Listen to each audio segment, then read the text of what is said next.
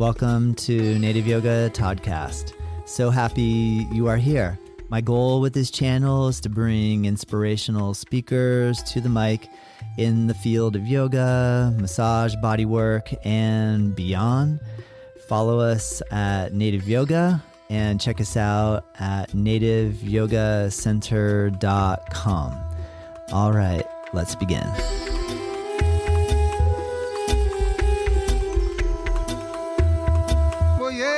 Hello, welcome to Native Yoga Toddcast, and I have a very special guest for you today, Bernie Clark. Yes.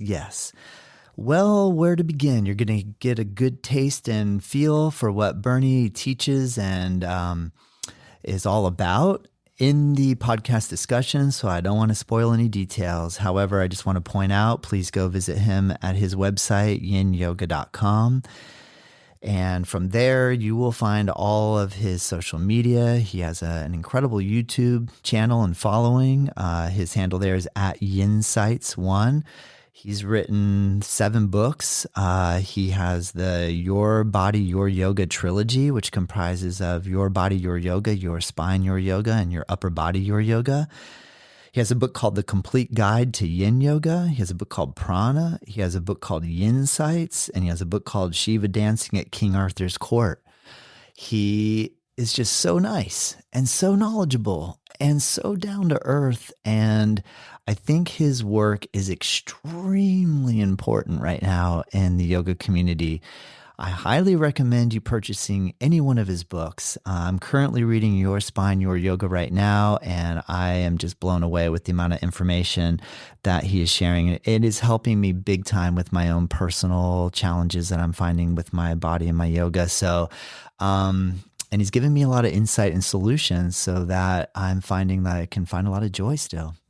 So thank you, Bernie. And on that note, all the links are in the description, easy for you to find. Send us a comment, share this episode. We really appreciate it. Let's try to get the word out about how important it is for you to take care of yourself and your yoga practice. All right. With that being said, let's get started. Mr. Bernie Clark. I'm so happy to have this opportunity to bring Bernie Clark to the podcast. Bernie, first, I'd just like to start and ask you how you're doing and how you're feeling today. I'm good, Todd. I'm happy to be here. Thanks for the invite. Good to meet you. Thank you so much. It's really nice to meet you as well. Just to give you and the listener an idea of how I came to your work, I love yoga. I've been practicing yoga for quite a while. Into Ashtanga yoga and other various styles. I pushed my body really hard, started to develop severe back pain, started going to doctors, getting MRIs, finding out I have spondylolisthesis, being told I should have a lumbar fusion surgery, and feeling like that's not what I envisioned for my future and my current self. And so a friend of mine who is big time into exercise fitness said, Todd, you have to read The Back Mechanic by Stuart McGill. I read his book. I was blown away by it. And what I loved about it was the information was great. I started to implement the information that he was providing. It was starting to rework my mind around what I believed was the ideal thing to do with my body. And just really love his work. And so as I started integrating that, I thought to myself, man, it'd be so cool if a yoga person somehow broke down what Mr. McGill was kind of bringing to the table in relation to movement. And then I speak with a girl named Liz Albanis, who's in Australia, who's doing a teacher training that I guess was involved with anatomy training that you offer. And she said, Todd, you have to get Your Spine, Your Yoga by Bernie Clark. And so right away, I just figured, well, she seems so excited about your work and I have heard of you before with the work that you do with Yin Yoga, that I bought it, I started reading it, and man, it is exactly what I need. It is such a good book. I highly recommend every single person listening to get a copy of your book. You have a whole host of books that you've written, 7 or so in total. But and so then in my mind, I said, okay, I'm going to read this whole book. And then I'm going to reach out to Bernie and see if I can get him as a guest on my podcast. But I made a social media post a little while ago taking a picture of your book and commented about how amazing I think your book is. And you were kind enough to actually comment and say thank you. In which case, I've been able to precipitate an interview with you before me actually finishing your book. Now, on that note, there is so much information in here that I feel like I can read 1 page or 2 pages and just like work with that and digest it. And so it's not a book that I feel like I want to rush through because there's so much great information in here. So I guess I just really want to say thank you. I'm blown away by the level of expertise that you've put into writing this and the level of research that you've done. And it's just an enjoyable read as well. So, I mean, as deep as you go into understanding the spine, I feel like it's very entertaining. So even if I didn't really love anatomy, I think I could still really get the gist of what you're saying. So I just want to give you some kudos for the work that you've done. I think it's incredible. Well, thanks, Todd. I appreciate the comments, the kind comments. Yeah, I'm a student of Stuart McGill, and you may have noticed he wrote the foreword to that book as well. I was so excited. He and I worked together on some yoga for the spine videos way back. So he's a great guy. Amazing. Well, one thing that I'm finding I'm most kind of blown away by is the concept that I have and trying to evolve in my mind about what am I trying to do in my yoga practice, and having this feeling that reaching deeper poses, being able to do deeper variations of poses was like my goal. And now when pain became more of a reality than what I expected, I feel like what you're doing with explaining some of these other concepts with the spine, relating it to what other exercise specialists have learned about the spine, and then looking at what we do with yoga in relation to really sometimes pushing really hard to do things that maybe are beyond what's smart for the tissues in our body or what our body's doing. Can you talk a little bit about how you came to this realization and how this has evolved for you over time? Well, sure. I first kind of got a glimmer of this. Like you, I was an Ashtangi. I'm a type A yogi, A for Ashtanga. And I also started to hurt myself by pushing myself through it. And in the early days, the goal of Ashtanga, at least the way I was practicing it, was you're in first series, the goal is to get to second series. And once you get to second series, the goal is third series or fourth series or advanced A or B or whatever. So it's always to do more and more and more with the body. And then I met another person who went through Ashtanga named Paul Grilley. And Paul just really rocked my world because of 2 main things that he shared. One is the reality of human variation, that we're all different.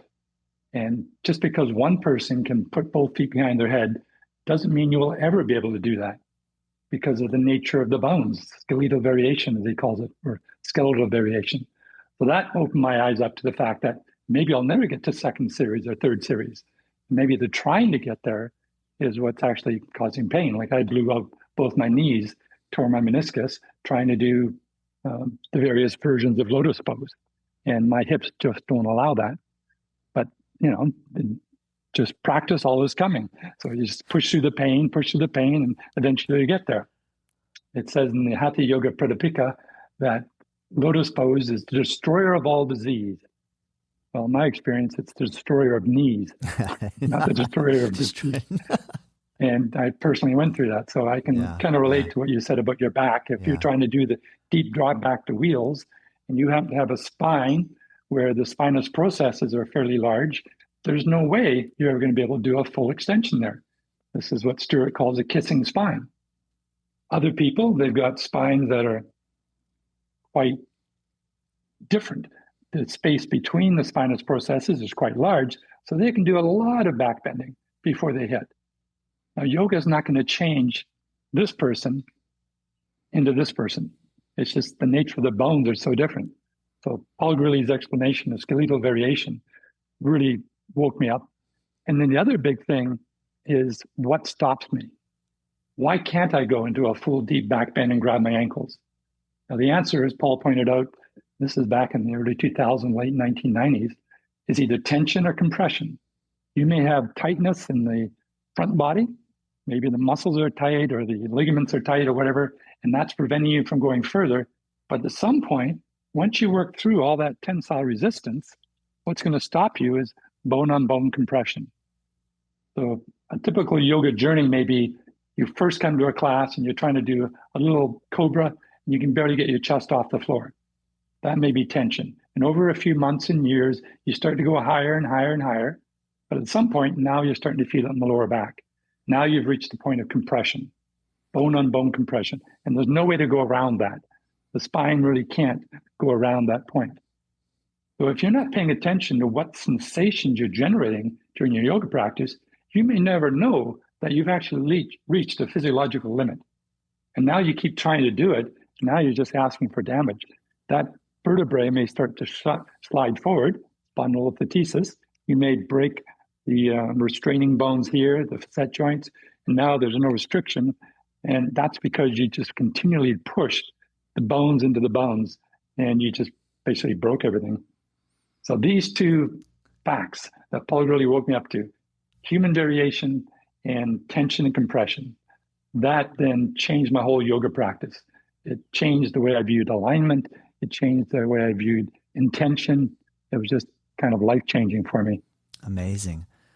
For those of you that are listening, I can see if you go to our YouTube channel, Bernie is holding up different models of the spine. So you're giving me visuals, but you're doing a great job of explaining everything verbally as well. So I think everyone listening can really get what you're saying. I'm curious, then at that point, Bernie, when you started to make that connection about tensility and bone on bone touching bone and the stopping point, so to speak, what was your trajectory then for continuing your study and learning? Did you do a more trial and error process with your own body? And then when you started to then look for what information was available out there to help you to further your understanding, what direction did that push take you to? Yeah, so when I first met Paul, it was around 2004, 2005. This just fascinated me. So through his teachings and some other pointers he gave me, I started to get much more into the inside of yoga. And in yin, he says we're targeting the deeper connective tissues of the body. And that opened up the whole world of fascia to me. For the next 10 years, I just started to get into anatomy and fascia and why exactly do we even have tension? Where is the tension? What stops me? If it's muscular tension, okay, I can feel it in the muscle, but sometimes it's not the muscle at all. It could be tension in the tendon, it can be tension in the ligaments, it can be tension in the fascial boundaries around the joint capsule. So this just opened up a whole new world. What are we actually trying to do in our yoga practice? If we're working just through the tensile resistance, well, where is that? And how do we affect that? So yoga is not just about stretching muscles.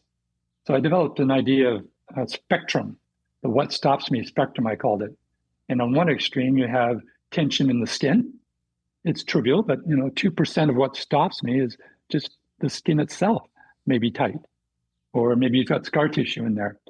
And then you have the muscles, then you have the tendons, then you have the ligaments, you have the joint capsules, but you also have something called the superficial fascia beneath it all. Like if you rub the back of your hand, it looks like the skin is moving, but the skin is adhered to the next layer, which is called superficial fascia. And the superficial fascia is gliding over top the deep fascia, which is over top of the fascia that wraps the muscles. So we got these layers of fascia. Normally they're quite lubricated, but sometimes they get stuck together. And fascia is like a three-dimensional body stocking. It's like, imagine wearing a jumpsuit that goes from your toes to the top of your head, but it's three-dimensional, it goes inside as well. Easy illustration that I ask people to do in my courses is if you have a shirt or a jacket or a sweater that covers your shoulders and you pull down on the bottom right and you try to lift your arm up, you notice I can't do it. Mm-hmm. You let it go, I got lots of ease and movement. But as soon as I restrict down here, I can't move. Now, if you only pay attention to your shoulder, you might think, oh, I've got some problem in my shoulder. But what's stopping you was some restriction lower down. And that's our fascia. Our fascia is continuous throughout the whole body. Now, we give it different names, and that might sound like it's different. Like in the upper arm, it's called the brachial fascia. In the forearm, it's called the antebrachial fascia, and that becomes the pectoral fascia or the thoracolumbar fascia down to the fascia latae and plantar fascia, but it's actually all one. And if you have a restriction in one place, like maybe you had an appendix taken out or a C-section, now you got some scar tissue there, and now it's stopping you from moving your shoulder. Mm-hmm. So what stops me?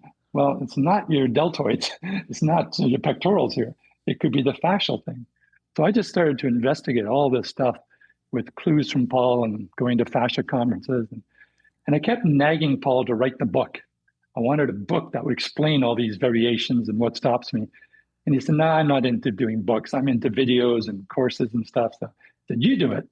So I said, no, I don't really want to do it. You're the expert, Paul. You do it. Yeah. But by 2012, I realized he wasn't going to do it. So I just decided, well, this is a great way to learn. Wow. So in 2013, I started my journey to write this book I had in mind, which turned out to be 3 books. I just wanted to go through the whole body. I started with the lower body, then the middle body, and then the upper body, and became this trilogy of your body, your yoga, your spine, your yoga, and your upper body, your yoga. Nice. And it took me 8 years to research all that and document all that. So basically what you've got in these books is my PhD thesis, if you will. Wow. That's amazing. And so you did all the research for all 3 and then took it upon yourself to write one, publish that, write the next, publish that, and now the 3rd one, publish it. How long did that process take? If you researched for 8, were you kind of writing it as you were going so that by the time you got to the, amazing. So I started with the first book, Your Body, Your Yoga. I had the visualization of the whole trilogy, but I put them actually 5 volumes. The first volume is just on the physiology of the tissues. Like what is fascia, what is bones, what is cartilage, and how does water play a role in here? How does the nervous system play a role? So the first volume, which is the first half of Your Body, Your Yoga, it's just the physiology of the tissues and how do tissues work. And then the next 3 volumes are all on different parts of the body. So Your Body, Your Yoga is from the hips to the feet. And then the second, Your Spine, Your Yoga, is the actual body, including the lungs, if you will. And then the 4th is your upper body. So it's the shoulders, arms, hands. Yes. And the 5th is an overarching look at proportions and how the length of your arms versus the length of your legs is going to affect what poses you can do and how you do them. Yes. Or the length, something called the Cormick index. I said this once in a class. I noticed a woman had a very small Cormick index, and she thought I said karma index. She thought, oh, I've got a small karma index? I'm not karma, Cormick. And that is basically your sitting height divided by your standing height. Now, if you have a very tall torso, it's going to be kind of hard to do some jump throughs. Easy to do jump throughs. If you have a short torso and long legs, it might be harder to do jump throughs. Yes. So your proportions, like how long your arms compared to your legs, how long is your shin compared to your thigh, how long is your arm compared to your neck. Some people will never be able to do headstand because their arms are just shorter. They can't get the arms above the head. Other people can easily do it. But these people who can't do it, and they're thinking there's something wrong with me, they don't realize it's simply a proportion. You just happen to have short humeri. So that's the 5th volume of the book. It's just looking at proportions and symmetries and asymmetries. Nice. Understood. Now the left side isn't the right side. We're asymmetric. In relation to symmetry, how much of yoga and this idea that we have that I'm going to attempt to achieve perfect symmetry. And I know the word perfect is a loaded term, but it's a word that I think kind of encapsulates like this idea of like, I'm going to get completely balanced on both sides to match up. How realistic or unrealistic is that, in your opinion? I don't think it's realistic at all. And I think it's a false goal to have to make your left side versus your right side. Just think of it in real life. You're probably right-handed or left-handed. If you're right-handed, your right arm is stronger than your left arm. Does that make you only work your left arm when you're working it with the weights? I'm never going to use my right arm because I want my left arm to be equally strong. Think of a tennis player. He's always serving with his dominant arm. A pitcher is always throwing with his dominant arm. Should he always also work the other arm? Should you spend just as much time serving with your left arm as with your right arm? No. We master one thing because we can become really good with it, but it doesn't mean we're unbalanced. I think the word you really want is not symmetry, but balance. I am asymmetric. And one arm is always a little bit bigger, a little bit longer than the other arm. One leg is always a little bit shorter or longer. Now, sometimes it's dramatically longer, and you'll have to accommodate that, but maybe with some orthotics or whatever. But just these little asymmetries, they don't really matter in life except you just try to balance yourself. Yeah. Yeah. I was once told that if you can't do the eagle arms, or sorry, the clasping the hands behind the back in Gomukhasana, if you can clasp with your right side, but you can't with your left side, you shouldn't do it on your right side. You should only do it on your left side until they get balanced. Well, to me, that's flawed thinking. One arm is always stronger and less mobile than the other arm, but that's life, and you just learn how to deal with it. Yeah. But why would I penalize my right side just because my left side can't do something? I want both sides to be kind of optimal. So I work to what I can do on both sides, even if they're not the same. Great point. When people are coming into your room with questions about pain, and I know these are difficult questions for me to ask you because every single situation is going to have a unique set of circumstances to build up to a situation. But in general, if someone's coming in with pain with the idea that bringing symmetry in will be the answer to fixing the pain, what is a common thread that you find with that way of thinking? And is there a way to approach or change that way of thinking to potentially help improve the pain? Well, you're right. Pain is a very complicated topic because it could be caused by some physiological problem in the body. But often we'll have people with physical damage in the body and they have no pain, and people who have pain that have no physical damage in the body. So the correlation between a physical cause and pain is not clear cut. Just because somebody's in pain doesn't mean, oh, there's a physical, we got to do something different in the body. It may be related, but it may not be related. So the biggest question with pain is, what do you think is causing it? And how often have you had it? When does it show up? Is it chronic or is it just acute? Most acute cases will probably cure themselves in 3 or 6 months. So whatever you've done, you might think, well, that must have cured it. Just as an anecdote, I had a woman who had been coming to my Sunday night yin yoga classes for about a year. And after a year, she came up to me and asked if I could give her a hug. And so, yeah, we hugged. And she said, I'm so happy. When I first started coming to your classes, I had such bad back pain. And now after a year of coming to your yin yoga classes, I'm completely pain-free. I'm just so grateful. And she hugged me again and she walked away. And I thought, oh, great, I'm such a good teacher. But then my scientific brain said, wait a minute, time out here. I have no idea what cured that woman. Maybe it was just doing Shavasana once a week. Or maybe it was doing the breath work. Maybe it was just slowing down. Maybe it was getting out of the house and away from her husband and kids. I have no idea what cured her. Now, she's cured, but had she not come to yin yoga, she might have been cured anyway, because these things tend to resolve over 3 or 6 months. So we have to be very careful of what we assign cause and effect to these things. Yeah, great. I just had to admit, I'm happy she's pain-free. I have no idea why she's pain-free. I can speculate. My ego can speculate and say, oh, it's my great teaching. But honestly, I don't know. Well, that's something that I am finding that I'm really appreciating about your teaching style and the way that you've written this book, and I'm gathering all the books, is that you aren't saying to the really young, strong, athletic person that can do a very extreme, difficult pose that you should not be doing that because there's this future pain thing that's coming your way. And which I think takes a certain level of maturity, but I can see that the way that you're already explaining that right away, the ego wanted to be like, oh, cool, man, I'm good. But then the scientific side said, wait a minute, let's really analyze this. So I think that's really important. Do you feel like that's lacking in our yoga community in certain circles, that sort of, I mean, again, I know these are tough questions. Not necessarily deliberately. I believe all the yoga teachers I've ever come across really do have their students' interest at heart. But I think some of the ways we've been taught, like I had to unlearn many of the ways that I was taught originally in my initial 200-hour teacher training. After that, I would just say things because that's what my teacher told me. It wasn't until I met Paul Grilley, like 4 or 5 years, 7 years later, that I started to question a lot of these just standard cues and alignments that I was offering. Like I used to love to collect alignment cues.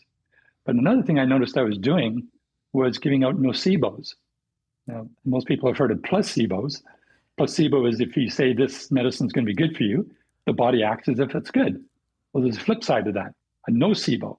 If you say this is going to be harmful, then often people will make some self-harm out of that. So I was in the position where I'd put somebody, said like in a warrior two pose, where the knee is pointing over the second toe, not the third toe. It has to be right over the second toe. The back foot has to be turned in exactly 75 degrees. The thigh should be horizontal. So I had all these beautiful cues. And then when someone would do something, well, it doesn't feel right for me, I want to be a little bit over here. And I would say something like, oh no, if you keep doing that, eventually you're going to destroy your knees. That's a nocebo. I have no evidence of that. Mm-hmm. There's been no studies of knee damage in warrior pose if the alignment's slightly out. That was just a rationalization that I would give to justify my alignment cue. Yeah. And then I met Paul Grilley. And I realized some people, their feet are naturally turned up because of something called tibial torsion. Every long bone has a twist. And from the base of the knee to the foot, some people, their tibia rotates 45 degrees. So their foot naturally is going to point outward.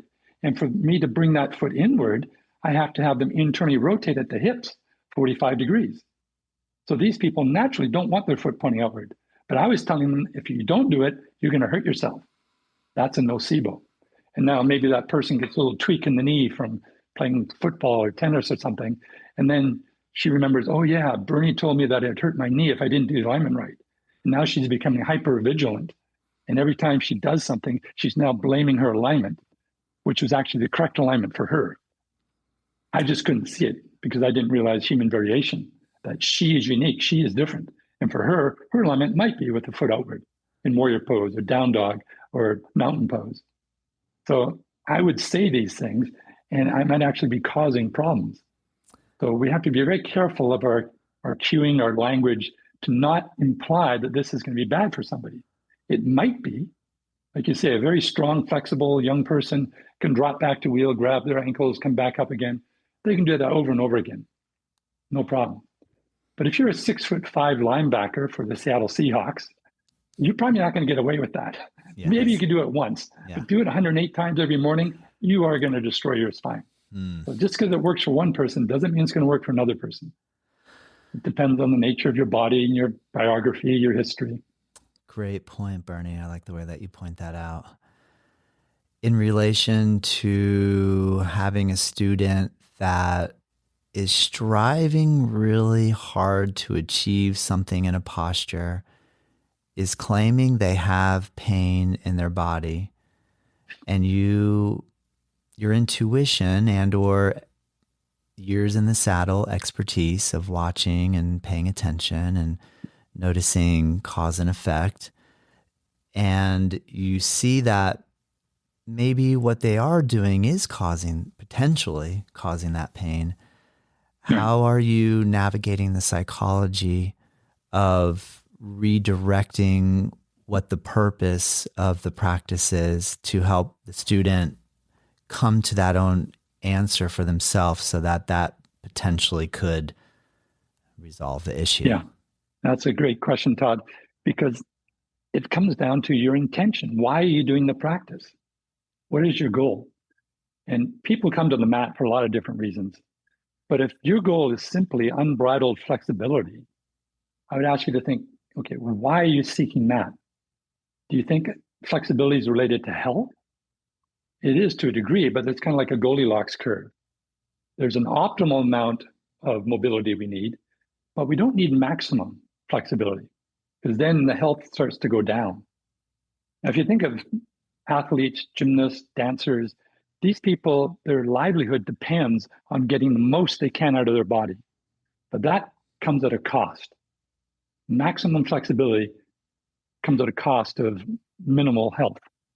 You think of an N-shaped curve called the Goldilocks curve.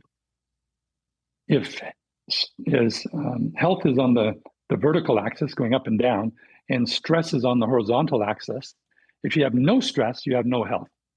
If you never get out of bed in the morning, your body will atrophy. If you have too much stress, your body is going to wear out. It's going to degenerate. That's called osteoarthritis. Osteoporosis is when the bones aren't growing. You need to stress the bones. Osteoarthritis is when the bones are wearing out because you're overstressing them. But in between these two extremes, we have the optimal amount, the Goldilocks. Not too little, not too much. So what are we trying to do in our yoga practice? Are we trying to get the most we can out of the body? Because that comes at the expense of health. I broke my knees trying to get that. You may have damaged your back trying to get that because nobody would explain to you or to me the trade-off. If they'd said, let's go for the optimal amount of exercise, load, stress, not the maximal amount. Let's not try to bring both feet behind the head if you can't get there. And if trying to do that, you feel a tweak in your hips, listen to little tweaks because little tweaks become big tweaks. Big tweaks become operations, time off work. You can't go to the yoga studio. Yoga studios have to lay off teachers. It's bad for the economy to ignore little tweaks because they'll grow on you. Yes. One of the worst things we have in the West is no pain, no gain. I like to joke and say, if you translate that into Sanskrit, the liturgical language of yoga, no pain, no gain is translated as bullshit tihi. Bullshit tihi. Instead, we should have a saying, no pain, no pain. Yeah, we don't need pain. Like now, if you're in physical therapy and you got a lot of scar tissue, the physical therapist is licensed to hurt you because they might have to do stuff to break through that may reestablish your mobility again. Yeah. But yoga teachers, our goal should be no pain, no pain. And if there is pain, inquire, why does this hurt? It shouldn't hurt. And if it does hurt, is there another way to get my goal here? We have thousands of poses in yoga. So if one pose doesn't work and it hurts, there's another way to target those tissues. So what is your intention? And this leads to something Paul really called a functional approach to yoga, as opposed to an aesthetic approach. An aesthetic approach says knee over the second toe, back foot turned in 45 degrees. And this is the way a lot of early teacher trainings really mass produce the teachers. If you can get everyone in the class to look exactly the same in down dog, feet parallel, hip width apart, toes pointing forward, hands back of the wrist pointing forward, hands shoulder width apart, you're a good teacher. Just get everyone to look the same. That's aesthetics. Yeah. A functional approach is, what's the point of down dog? Why are you putting your students in down dog? What do you want them to get? Maybe some lower body lengthening, some upper body strengthening. Well, if that's the goal, do you care where the feet are? Do you care where the hands are? Instead, why not ask the students, what are you feeling? Now, usually when I ask a student that, they'll say, fine. And that's answering a different question. I'll say, I'm glad you're feeling fine. I didn't ask how you're feeling. I asked, what are you feeling? So we have a targeted area. If you want, you can look at yoga as intention. So if you put somebody in, say, I don't know, Gomukhasana, we're targeting the hips. The hips are externally rotated, adducted, adducted, and flexed. So we're doing these three movements of the hips to try and mobilize the hips. And then we can ask the student, what are you feeling? And if they say, I feel really stuck in the hips here. So, okay, good. No, the area we're targeting is the hips. So what exactly are you feeling there? Is it burning, stabbing, electrical, tingly? We don't want those. Those are signs that the tissues are on the verge of being harmed. But if it's just a tugging, well, maybe there's something in the back of the gluteus maximus that's getting pulled because now you're doing this adduction with flexion. And that's a great way to stretch out the piriformis or some of these other tissues. And if that's our intention, the pose is working. But if you're saying, I'm really feeling this in my knees, well, the knee is not a targeted area for this pose. So let's modify this pose. Maybe we'll come into a square pose or a butterfly pose. Now see if you're feeling it in the targeted area. So this is the functional approach. Forget what it looks like. Who cares what it looks like? What does it feel like? What's your intention? And then you pay attention. So it's intention and attention. Those are the two keys to a functional approach to the practice. Yes.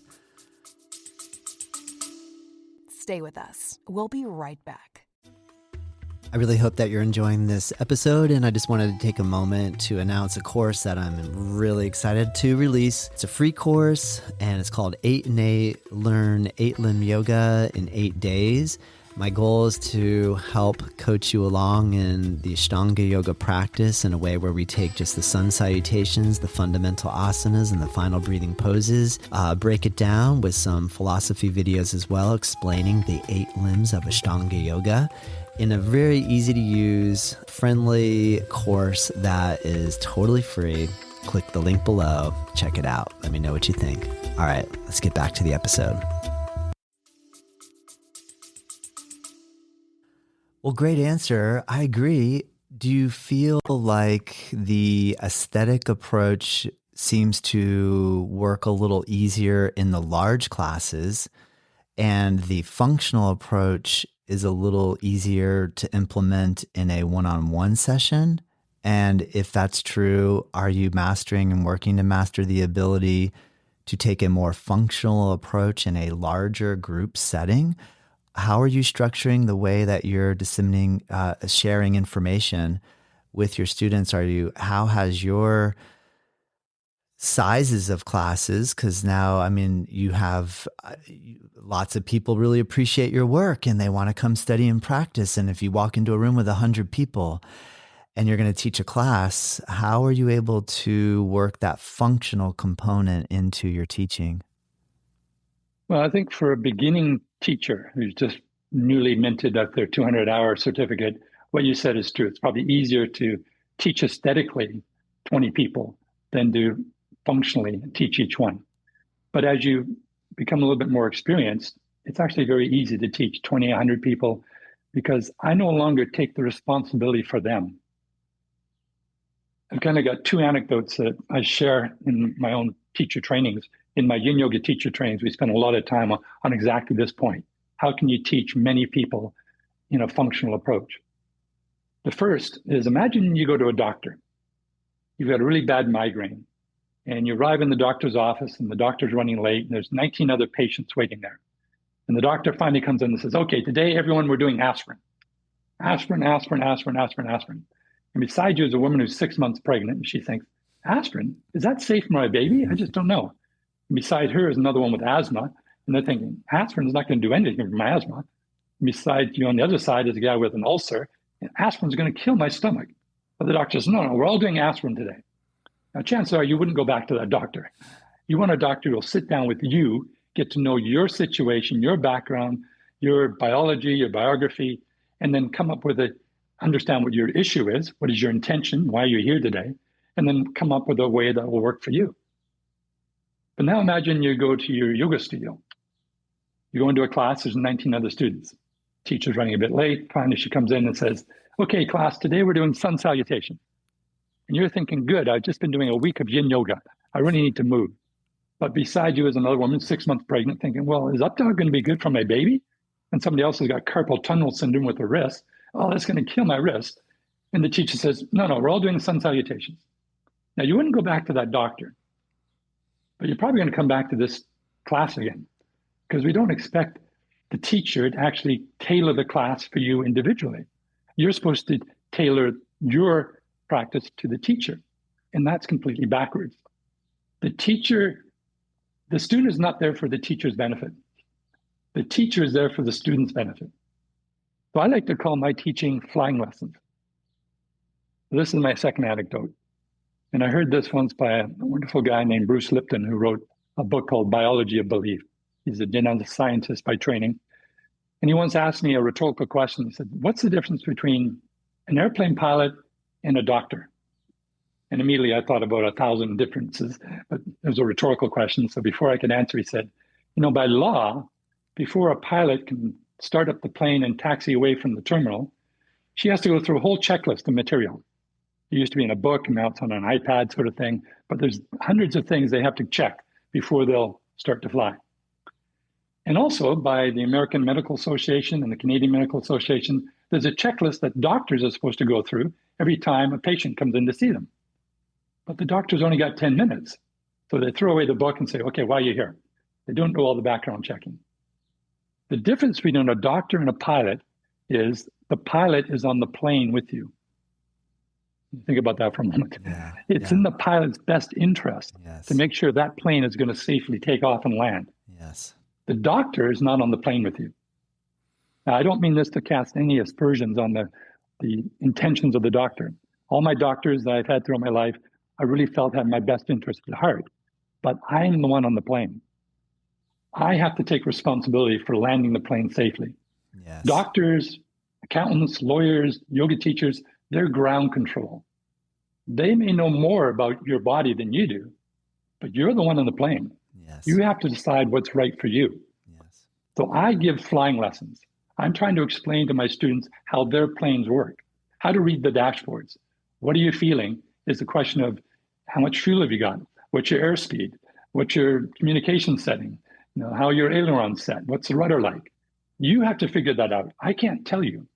I can't tell by looking at you whether you'll ever be able to do lotus or not. But I can give you some instructions so that you can pay attention to what your knees are doing. How are your hips doing? So when I teach 20 people, it can be just the same as teaching one person. I will start with an intention. Okay, so in this pose, we're going to look at hips, or in this pose, we're going to look at the shoulders. So if I do down dog, first time, I've got a whole bunch of people, I don't know them at all. I don't know what conditions they've got. I'll have them do a number of different down dogs.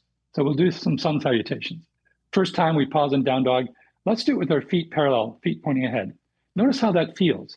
How does it feel in the feet, and the hips, and your shoulders? Is it a struggle? Do you feel loose, safe, supported? Then we'll do another sun. So this time, let's have the feet wide apart, toes pointing outward. How does that feel? Third time through, let's have the feet together. Maybe the toes pointing inward. So we can do all these variations, feet in, feet out, feet narrow, feet wide, and you decide what feels appropriate and safe for you. Next time we'll do the same with the hands. Where should the hands be? I don't know. Some people love it, the hands shoulder width apart. Some people need the hands wide apart. Some people like the fingers pointing inward, outward. It depends on the twist of the bones, the shape of the hip sockets. Everyone is different. So if I just go through all this and I give everyone these variations and have them decide what feels appropriate for them, they're learning what their plane can do. And a 747 is not going to do what a Cessna 150 can do. Two very different planes. And if somebody's got a fighter jet, okay, let them do the high speed Mach stalls and loop-the-loops, but the 747 is not going to do that. The Cessna is not going to do that. So my job is just to help them discover what their body can do. So I don't use aesthetics. I don't say everyone look like this. Instead, we do this, we play with it, we experiment. Try this, try that. What's your intention? What are you feeling? Stay with us. We'll be right back. Thank you so much for tuning into this episode. I just wanted to give you a heads up that we have an online program called nativeyogaonline.com, and there's a code, all caps, first month free. We upload our daily classes that we teach here at Native Yoga Center, making it accessible for you no matter where you are in the world at any time of the day and or night that you want to practice. We're here for you. All right. I hope you're enjoying this episode. Let's get back into it.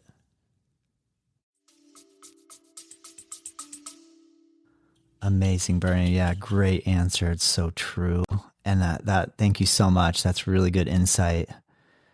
In relation to what I picked up from Mr. McGill, and sorry, Stuart, Mr. McGill, if I get this wrong, but what blew my mind at first, because of this hypermobility component, bending, twisting, turning every which way and as deep as you possibly can. And his instruction that I picked up on was, imagine that you just had a lumbar fusion surgery, or if the pain is anywhere in the spine, imagine, and stiffen it up, and don't move it around a whole bunch. Try to hold it relatively in one place for a little while, just to let the inflammation possibly tone down a little bit. And I was kind of like, what? That's just an interesting idea. And then stability before mobility. And to start to play with that in the poses, like, I don't know, going for something like Ardha Matsyendrasana or the half floor to the fish spine twist, and being like, well, yeah, my spine can do that, but what if I don't do that? And I just focus on keeping my lumbar like holding right there and just moving a little bit my cervical and thoracic spine. And that was really fun for me and enlightening, just to start to kind of play with that idea. I would like to hear your thoughts on that particular idea, and how do you agree with this, disagree, and maybe some different ideas that I could play with to start to come to a deeper understanding of the spine. Yeah, totally. When I first met Stuart, he was giving a presentation, a weekend workshop and he was using pictures from Paul Grilley. And that's where the kind of link went on. That's awesome. He's showing the variations in the hip socket, and he mentioned Paul Grilley. And so during the break, I went up and introduced myself because I was a student of Paul Grilley, and that started our kind of friendship together. Stuart says, first you have to have stability, and that will create mobility, especially in athletics. He calls it proximal stability. So proximal means kind of in your core. Stiffen your core to build distal mobility. He likes to use Bruce Lee as an example, the Kung Fu Enter the Dragon guy. Yes. He would do his 1-inch punch. But for that 1-inch punch, he had to have a really firm, stable core, and that then can translate everything into the distal, the furthest point away. So you have to first start with your proximal stability or distal mobility. And in yoga, we get that completely backwards.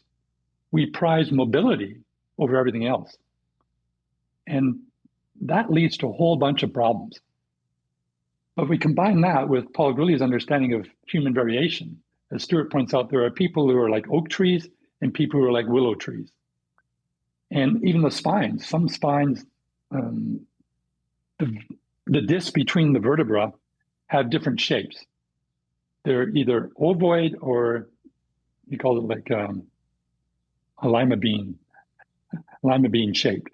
If a lima bean shape, it's very thick. This is for like a linebacker or a power weightlifter. There's a big surface area which helps to maintain a lot of stresses along the spine. But if you're a golfer, chances are you want to have more of an ovoid disc, and that allows for a lot of rotational movement. You can whip it around like a very flexible rod. But if you happen to be the guy with a very thick oak-like type thing, you're not going to get that flexibility. And to try to get it, it's just going to delaminate your disc. But if you've got that really wispy, easy to turn, that's great. You got a lot of mobility, but don't try and deadlift 1,000 pounds. You just don't have the structural stability to do that. So we've got these predispositions to one way or the other, to internal rotation or external rotation, to flexion or extension. We are kind of predisposed by the nature of our bones and our bodies to being good at something. Some people are very good at strength. Some people are very good at length and mobility. So in yoga, to prioritize mobility over stability is risky. Now, again, if you're a 5 foot, 100-pound dancer, and you can do all these wonderfully fluid movements, you probably don't have to worry about it. But again, you're not going to deadlift 1,000 pounds. But if you're a linebacker and you weigh 300 pounds, there's no way you're going to do a drop back to wheel. And there's no way you should be trying to. So I want to start with first safety, build the stability, and then work for mobility. And this leads to a little observation. There's kind of two ways to work your joints. If you want to put a big load on your joint, you want to bring it to neutral and stiffen it. So if you just use a finger example, just shake out your left hand, point your forefinger forward, and with your right hand, hold the finger. If I'm going to really pull, you can feel that separation in the joint. You're distracting the joint. Now stiffen it really tight, and now you've protected the joint. So if you're going to put a big load on the joint, stiffen it. But if you shake it out, if I want to work on mobility, relax the joint, and now I can maybe bend the finger back 90 degrees. I couldn't do that if I was stiffening it. So if you want to work on mobility, relax the joint. If you want to work on stability, stiffen the joint. Now, if the joint is bearing a load, say you're doing a drop back to wheel, you have a huge lever happening in the lower back because your upper back is being, it's 2 or 3 feet out here. You got all your upper body weight here. That's a huge lever, putting a lot of weight into the lumbar, the L4, L5. If you're going to do that, you want to stiffen this. But if you stiffen it, you're not going to have that range of motion. Now, again, if you're only 5 foot tall and you're very light, then doing this may not be a problem. But if you're 6'6" and you're very heavy, that's putting a huge strain here. So if you're bearing a load, bring the spine to neutral, stiffen it. If you want to work on mobility, take the load off. Come onto your stomach, do a back bend like cobra or Sphinx pose, because then there's not a big load on the back. So you have to be careful of when you're working for which. Mobility is okay, but don't do it under load. Yes. If you're under load, stability is what you need first. Oh man, great answer, Bernie. Thank you so much. where do you think this fascination with mobility comes from? When you investigate your own experience with entering into the yoga world, Ashtanga yoga, pushing from first to second, trying for this, for that. I mean, is it just something very innocent? Like, I just want to be like, I look at somebody and I'm in admiration of them. And I think if I could copy what they could do, I would be good too. Where do you, I mean, I know this gets a little That's into, part of it. There's a competitive atmosphere. yeah, Like I'm a type A personality, so I'm very competitive. yeah. When I went to Ashtanga, I saw all these people doing second and third series. Oh, I want to be able to do that. I want to be like them. But also, I point to the 1960s when Mr. Iyengar came up with his book, Led on Yoga. There's some like 250 poses in there. Some are very advanced poses. All the previous books had simple things like Ardha Mandrasana, just easy little twists, and forward fold, Paschimottanasana, Janu Shirshasana. And these older books, they may have had 40, 50 poses, but there wasn't dropping back to wheel and grabbing the ankles and all these amazing things that Iyengar could do. So I think that created a desire in people to be like Mr. Iyengar. Let's start to work towards that. And so again, we got into this aesthetic. We got away from what was the point of yoga. If you look at in the earlier text, asana was always a very small part of the yoga journey. Think of the yamas and yamas. Just one phase is asana. You got 7 other steps. But as time go on in the 20th century, asana became yoga. And we forgot about all this other stuff. And so asana became an end in itself. And the aesthetics of the asana became a goal. And what people don't realize is Mr. Iyengar was hurt for months and months after doing all the photographs from Light on Yoga. Oh, wow. And looking back decades later, he said, I now see, looking at that book, where all my injuries came from. Wow. All those lifelong injuries. Because he was forcing himself in these extreme poses that just wasn't appropriate even for his body. Yeah. So I think that just came through this whole, I want to be like that person. And Mr. Iyengar's book started to valorize all these advanced asanas, which really is not the point of yoga. That's so interesting too, because I feel like there's this sense of wanting to somehow beat death. And if we see an older person doing a headstand in a black and white photo, we think, well, if I could be like that yoga person, I'll just be strong and flexible and super healthy and have no problems in life, and I'm going to live to 100 plus. And Right. It's so fascinating to me. That's where I came from. I remember seeing a picture of him thinking, I want to be able to be old and like that guy. But then you tell me the backstory of like, he was injured for months after that, after doing all this. That's fascinating, right? Like that's so, I guess we just have to look a little deeper, or maybe that's how we start. We start superficial and we start going in a little deeper. Yeah, and we learn from our mistakes, hopefully. Yeah. And we say, well, that doesn't work for me because everyone's different. You're not Iyengar. Yeah. And he called in his book headstand the king of the postures and shoulder stand the queen of the postures. I don't know if you finished reading my book, Your Spine, Your Yoga, but I have sections on both those. And I call them high risk, low reward poses. I include in there lotus pose. You can get the same benefits with legs up the wall. Now, I used to do a lot of headstands too because it was part of Ashtanga. But now when I get MRIs or x-rays of my neck, I find I've got degenerating discs between the vertebrae because of those poses. And that causes nerve damage and so forth. So really, it wasn't worth the pain and suffering that I'm getting now from doing those when I was younger. Yeah. You might think you got perfect alignment, but again, everyone's alignment's different. The various facet joints are a little bit different than the average one. So it may look aesthetically like I've got my student perfectly aligned, but I don't have X-ray vision. I can't see how much pressure is putting on this one lateral facet joint, and there's C3, and that is pushing on the nerves, which goes and radiates their jaw or whatever. There's no point doing shoulder stand or headstand. Now, it looks cool, and if you are convinced there's absolutely no problem for you, great. But I would suggest by the time you're 50, you might want to phase those out because there's no health benefit to those poses. Anything better than just legs up the wall. It's so interesting because as you say that, I can think of a particular situation where someone so badly just wants to keep doing the most extreme things the older they get. And I guess I'm curious, it sounds like to me like you're just pretty much eliminating teaching shoulder stand and headstand, or you're teaching shoulder stand, but you're having them put their legs up the wall. This is shoulder stand. Am I correct? I'm starting with what's the intention of shoulder stand? Yeah. And I bet you I can find another way to get those intentions without actually doing the full shoulder stand. Great point. Now, again, always is always wrong. Never is never right. There are many people where shoulder stand's never going to be an issue. There's a wonderful, famous yoga teacher, Vanda Scaravelli, who was a Iyengar trained for a while. She eventually went away from his teaching, but she was doing drop backs to wheels in her 90s. But she had the spine for it. There's no way somebody with kissing spinous processes are ever going to do that. And some people, they're missing the spinous process.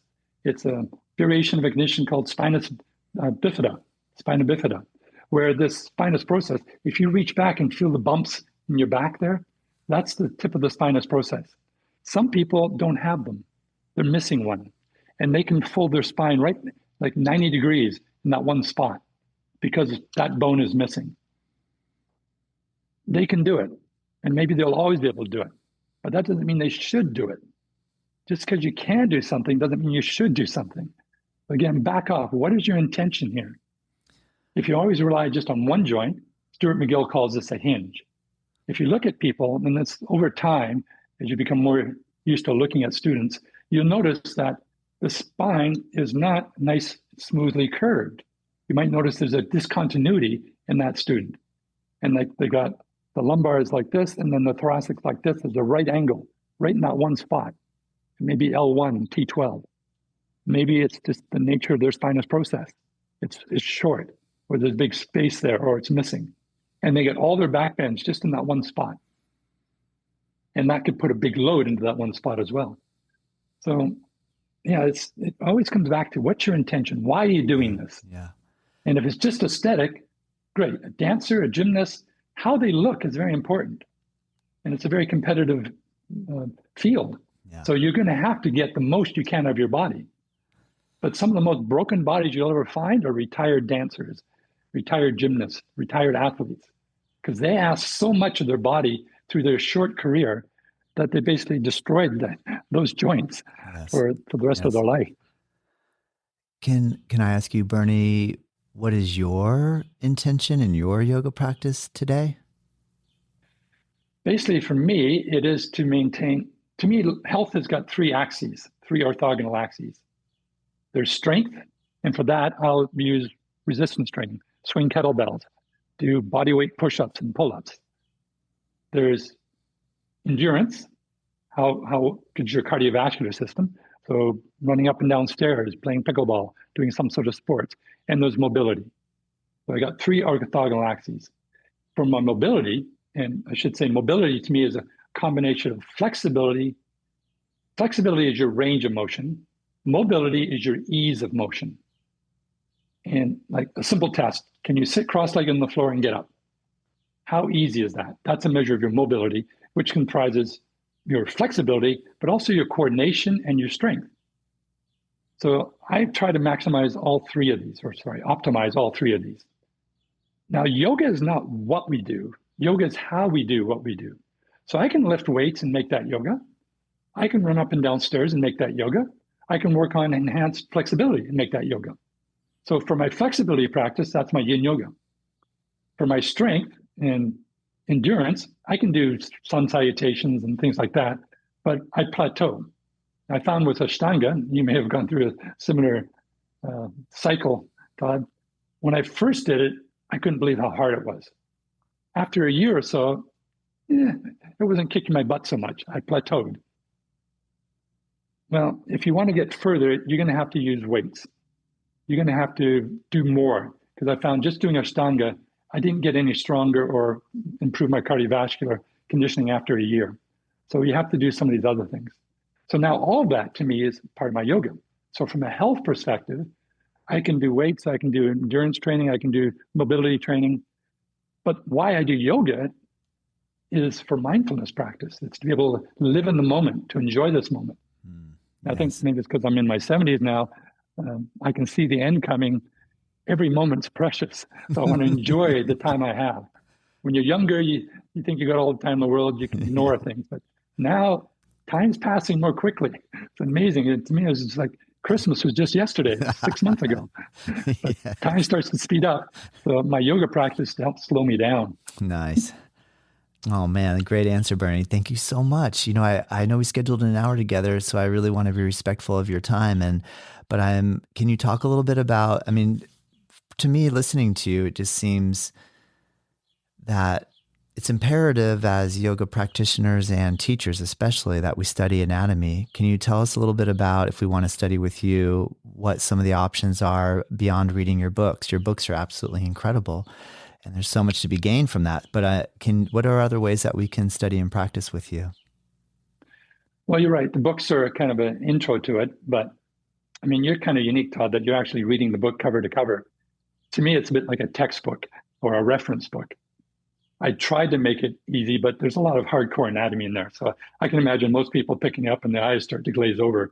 So don't think that you have to read the whole thing cover to cover, unless maybe you're having trouble falling asleep at night and you need something just to set you away. So the books are an intro, and basically just flip to the chapter or the section that you want to. I really want to look at the sacrum today. What is nutation? I want to look at that. I want to look at the scapula. So you can just use that as a resource. Yes. And then on my website, yinyoga.com, I have links to trainings that I offer. I'm currently on a sabbatical for this year. I'm not offering any live trainings, but I do have on-demand, online trainings. I have the 50-hour Yin Yoga teacher training, in which we cover a lot of this, how to teach functional yoga. But I also have a specific 40-hour course called Functional Anatomy for Yoga Teachers, where I get into real nitty-gritty detail. So I basically walk through the 3 books in detail, showing you, with a class of 20 people, showing you how people vary from side to side, and using things like, this is called a goniometer. If you can't see it, it's a protractor with 2 arms on it, and it measures your angles and how much tibial rotation you might have, or anteversion of your hip socket you might have, and why some people, they can lie down in Shavasana and their feet are straight out to the side. Other people, their feet are pointing straight up. Why are these variations happening, and what does that mean for the yoga practice? So Functional Anatomy for Yoga Teachers is another very detailed course that I have. And then I have weekly online classes as well, where I kind of talk to some of these things during the actual yin yoga practice. Amazing.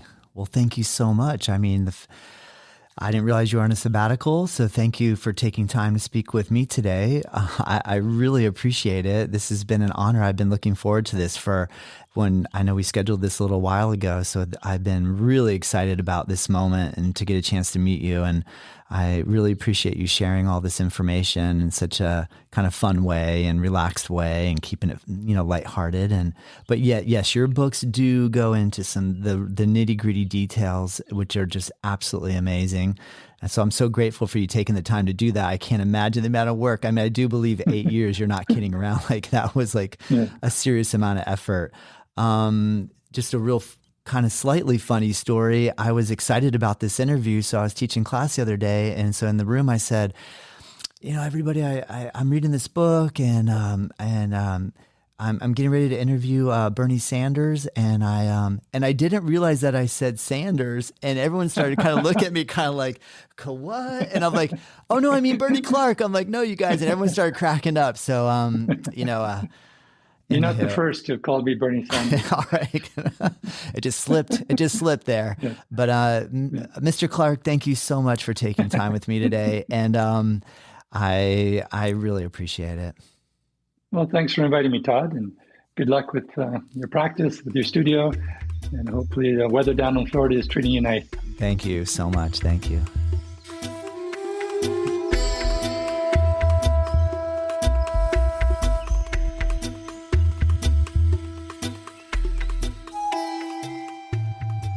Native Yoga Toddcast is produced by myself. The theme music is dreamed up by Bryce Allen. If you like this show, let me know. If there's room for improvement, I want to hear that too.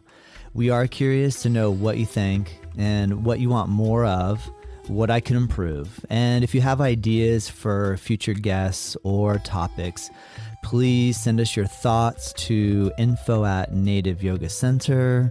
You can find us at nativeyogacenter.com. And hey, if you did like this episode, share it with your friends, rate it and review, and join us next time.